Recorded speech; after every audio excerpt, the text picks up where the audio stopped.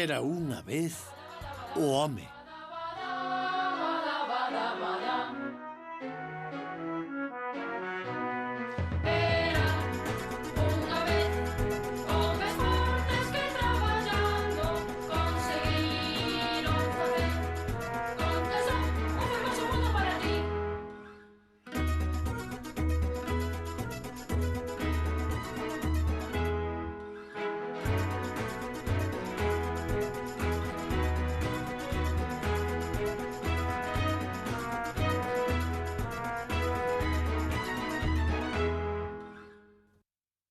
A Belle Époque.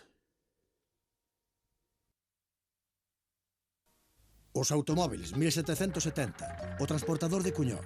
1828, o remolcador de Guerny. 1833, o proxecto de Hancock. 1859, a caldeira de Riquet. 1875, a obediente de Bolé. 1894, o panar e Levasseur. Xa está. O seguinte, por favor. Vamos, señores, ¿están preparados? Sí. Cando queira, pode tirar, estamos dispostos. Non, un momento, por favor. Non se movan. Eu tamén quero foto. No 1894 celebrouse o primeiro concurso automobilístico de París a Rouen. Entón, señores, estamos todos de acordo. Non se trata dunha carreira. É a regularidade o que importa. Teñen 8 horas para percorrer 126 km. Ningún deses o vai conseguir. En marcha! Só estaba prohibida a tracción animal. Había coches de pancas e pedais, de balancín, de vapor e de pistón, de aire comprimido, de turbina de vapor... ¡Vamos!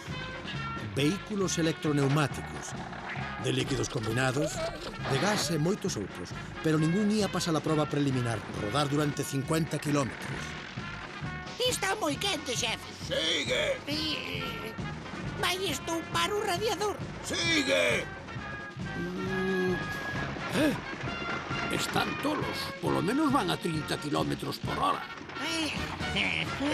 ¡Corre! Un ano máis tarde, en xullo de 1895, a prova París-Bordeos-París inaugurou a era das carreiras de automóviles. Esa vez tratábase de percorrer 1200 kilómetros. ¡Arrinquen, arrinquen! ¡Vamos, vamos! ¡Vamos! ¡Ánimo! ¡Vamos! ¡Vamos! Vamos seguir. Vamos adiantalo ben. É o Peugeot número 8 que me preocupa. Pasounos. Que ocorre aí? Non importa, un menos. Ánimo, mestre. Xa non poden estar moi longe. Perdón, señores, ata a vista! É o coche de Bolé.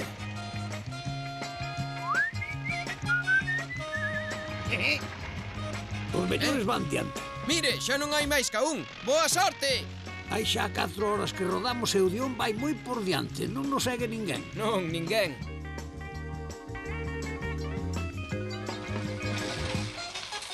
Parece que van polo menos a 30 por hora.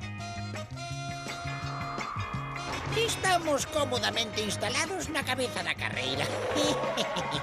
Xefe, facémoslles unha pequena broma. E por que non? A ser divertido, verdade? Vamos, rápido. Sí, xefe. Recto, mestre. Voume queixar ao prefecto do mal estado desta estrada. É escandaloso. Aseguroche que me van oír. Que é isto? A verdade, imaginaba Bordeos moito máis grande. Ai. Non imos alcanzar nunca o Dion. Deixen paso. Paso. Son eles. Pero... Douche 5 minutos máis. Sí, xefe, sí. Ve vostede o mesmo camiño. Voume volver tolo. Só 5 minutos. Quen gañaría? O vapor máis potente pero máis frágil ou o petróleo? O petróleo. No 1859, un tal Drake encontrou petróleo en Pensilvania. Iso animou un tal Rockefeller a fundar unha compañía, a Standard Oil, e un mozo mecánico a inventar un coche de gasolina que non cabía pola porta. Chamábase Henry Ford. Xa estamos en Bordeos, media volta. Meu dito, meu feito. Pero vostede está ben. A ver, está arranxado ou non? 5 minutos, xefe. Es un inútil. Sí, xefe. Velaí a entrada triunfal dos vencedores. 1900. Europa tiña 400 millóns de habitantes. Asia 900. América 150. África 120. Os brancos dominaban o mundo, salvo no Xapón. A venda de escravos fora sen dúbida un bo negocio, pero era unha empresa artesá. Na era do colonialismo, oprimíronse e explotáronse povos inteiros.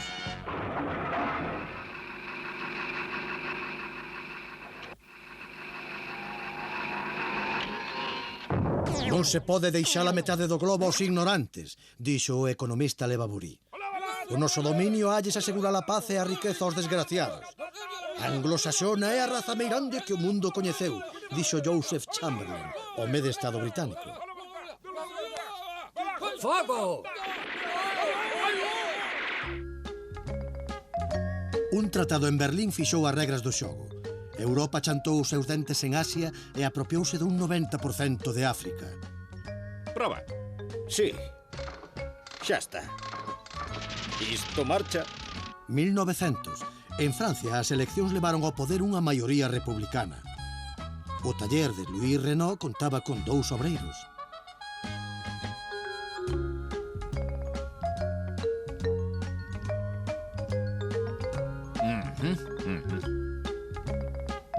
Mestre, creo que é así. Sí. Freud estudaba os ollos, Max Planck a teoría cuántica, Paulo foi reflexos condicionados, Rutherford a estrutura do átomo, Einstein a relatividade. Moi ben, Pedro. Xira como unha máquina de coser. A miña enhoraboa.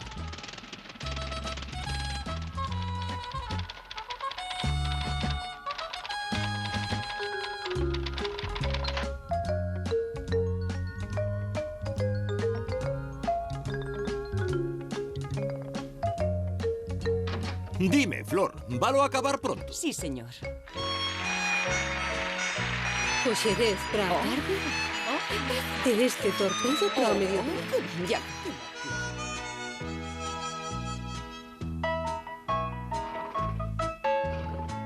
A señora viu algo interesante. Unha colección deliciosa.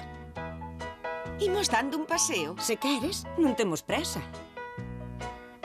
Oh, mira ese cadro, non está mal. Asina un tal Picasso, algún principiante. Ese non corre moito, verdade? Estou segura de que se chega antes a pé. Pero é máis fatigoso. 1900. A primeira muller abogado acababa de prestar xuramento. E axiña a primeira muller médico empezaría a exercer. As rapazas ian ao liceo e as máis ousadas estudaban na Sorbona. Pero ata 1908 non daría clase nela a primeira muller, Marie Curie. Para que será esa especie de túnel? Creo que é para que circule un tren. Un tren? Sí, vaise chamar ferrocarril metropolitano. E darase respirado debaixo da terra? Darase, eles saberán. Ui, teñen cada idea. Vai un tempo espléndido. Ben, que imos facer? Por que non imos remar ao parque? Non, os domingos está cheo de xente. Veña, veña, decídete antes de que nos chame o mestre. Vide comigo. Esperade, non podo máis. Vamos, é domingo e hai que divertirse. Eu quedo, aquí estáse ben. Oi, ven ver este cartel. Eh? O cinematógrafo, home. Creo que se ven cousas formidables. É sentado nunha cadeira. O que necesito. Veña, vamos a entrar.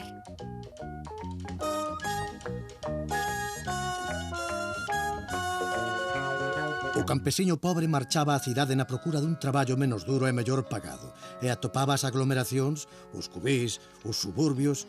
Entre o 1850 e o 1914 a poboación de Europa duplicouse. Os habitantes das cidades multiplicáronse por 5 e ás veces por máis. O obreiro constituíu un tipo social novo, cuxo único ben era o traballo, e tiña que valoralo. O socialismo e o sindicalismo afirmábanse. A pesar dos rogos do Papa Pío X, os problemas non se arranxaban e o obreiro pedía xustiza.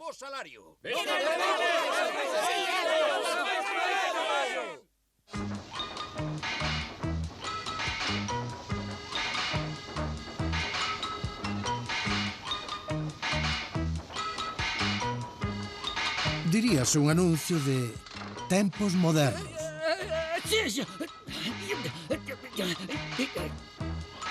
O modelo Afrodita para cóctel. Precioso. Flor, o teléfono. É para min, está segura? Sí. Ola! Este, Flor. Pedro Aparato, escoita. Non berres tanto, Pedro, que non estou xorda. Por que me chamas aquí? Estou no traballo. pero... Que dis?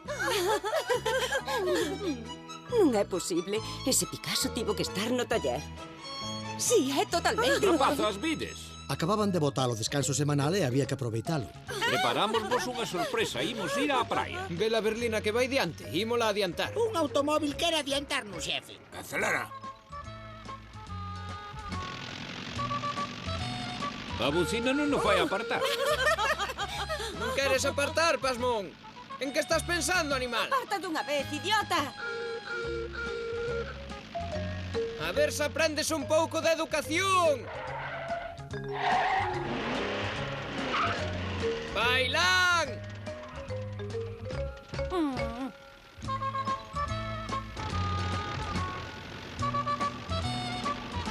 Vale, pasen, pasen.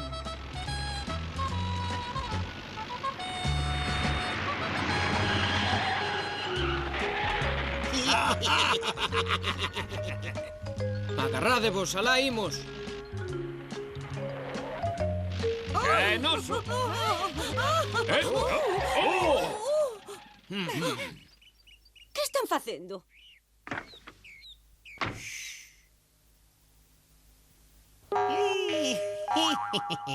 Pódese saber que fai? Xa o ve limpo. Non cree que é unha maneira rara de limpar? Non, xa pode pasar se quere. Agora verás, vouche romper as costelas, maldito. Non, xefe, quere baterme.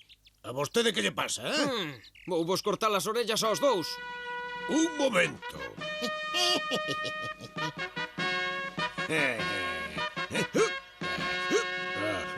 A ver, a que esperas?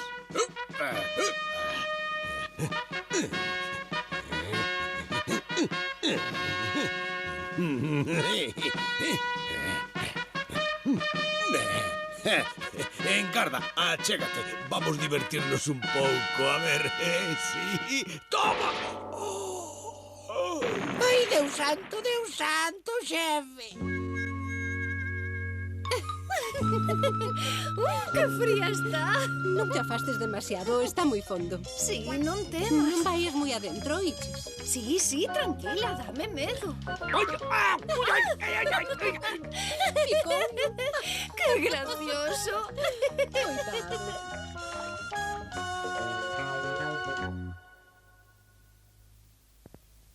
Despois de vencer a Rusia, Xapón invadiu Corea. Iso marcou a fin da supremacía europea no extremo oriente. Non se movan, por favor.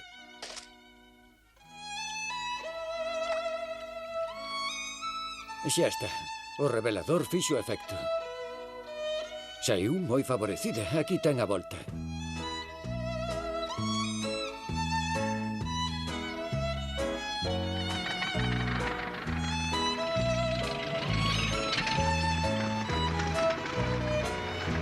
Mira, ali era onde traballaba eu cando era moza.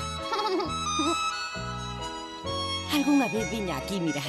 Pois, mamá, que é iso? Pois eu creo que é un señor, non lle ve o bigote. Sí, pero é un señor moi feo, non me gusta. Anda, vamos. Si, é moi raro. Se és bo, douche unha cousa, fillo. O que? O que, mamá? Que é? Dimo, por favor. Aposto que é un xoguete. É un xoguete. Entón é un bombón. Vale, pois que é? Dimo, anda. Oh, Proba hoxe, verás que bo. que é iso? Nunca o vi. Claro, chamase plátano, está moi rico, xa verás. Ven dos países cálidos onde hai moitas palmeiras e homes negros. Hai moi poucos nenos brancos que o comesen.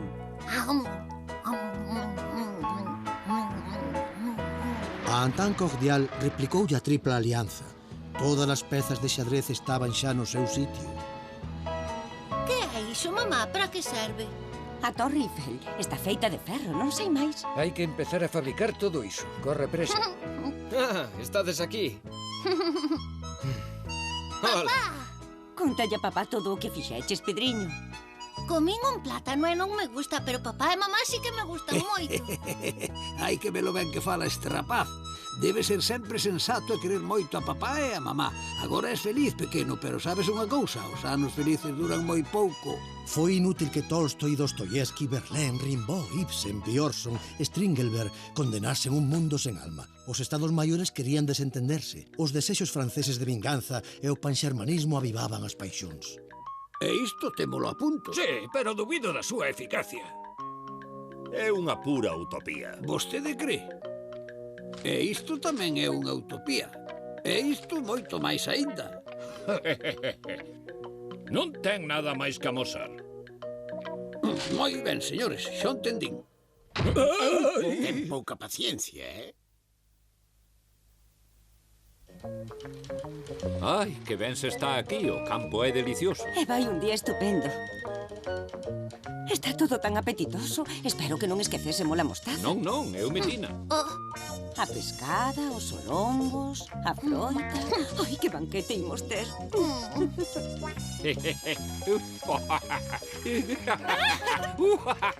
Quieto, fazme cóxicas. Ante a crise social, a guerra foi ben acollida. Ia poñer fin ás disensións. Ia botarlle un remendo ás fortunas pouco lustrosas.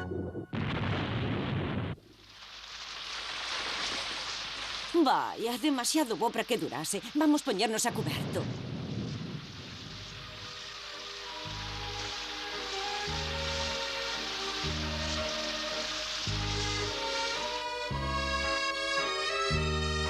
O xeopolítico Ben Hardy declarou nas vésperas da Guerra do 14. A guerra non só é unha necesidade biolóxica, é tamén en certos casos unha obriga moral, un factor indispensable de civilización. Claro que ele era un xeneral prusiano. A tanto chega a loucura dos homes.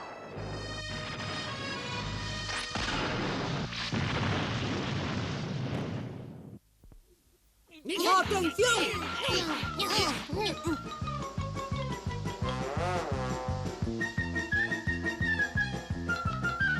Imos impoñer a nosa vontade a todos aqueles que nos fagan fronte. Vamos!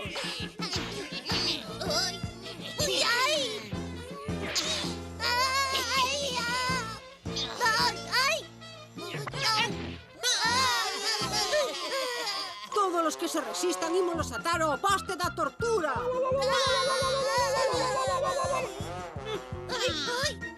Ao poste!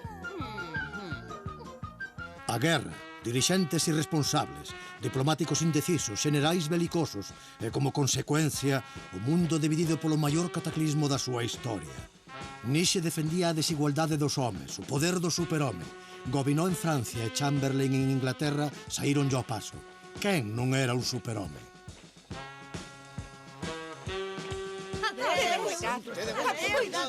Adeus, moita sorte. Ata pronto. Os alemáns por sorpresa atacaron Bélxica. Pronto se ían a topar a 24 kilómetros de París. Pero produciuse o contraataque do Marne e o avance paralizouse. Vivan os taxis do Marne! Chegouse a guerra de posicións.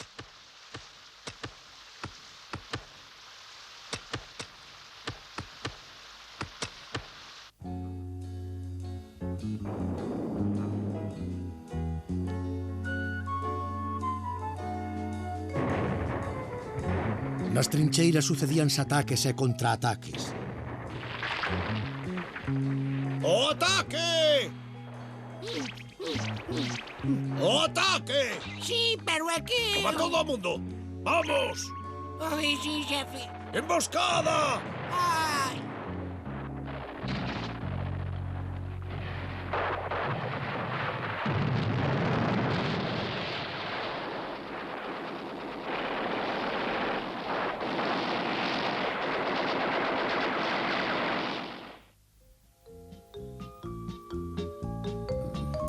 Miren o que lles propoño. E que peso di vostede que ten esa ropa? 350 toneladas, cargadas, claro. É unha verdadeira pluma. Aínda teño algo mellor. Fíxense vostedes, o cruceiro terrestre, 38 metros de longo, 22 de ancho, unha fortaleza invencible. Sí, entendo, pero teño outra cousa, un sistema magnífico para protexer os canóns. Chámase tanque ou carro blindado. Paréceme unha boa idea.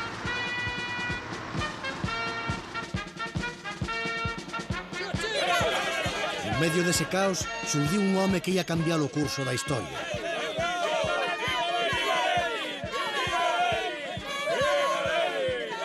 Unha muller destacouse do xentío, Alexandra Kollontai. Camaradas, saúdovos.